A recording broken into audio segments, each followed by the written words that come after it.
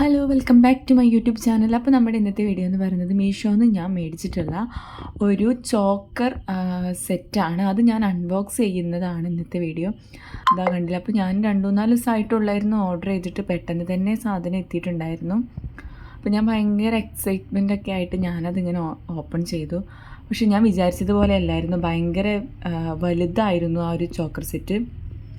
ഞാൻ വിചാരിച്ച ഫോട്ടോയിൽ കണ്ടപ്പോൾ അത്ര വലിപ്പമുള്ളതായിട്ട് എനിക്ക് തോന്നിയില്ല. പക്ഷേ സാധനം കൈ കിട്ടിയപ്പോൾ ഭയങ്കര വലുതായി തോന്നി. കഴുത്തിൽ കെട്ടി നോക്കിയപ്പോൾ നല്ലൊരു ഓവറായ പോലെ എനിക്ക് തോന്നി.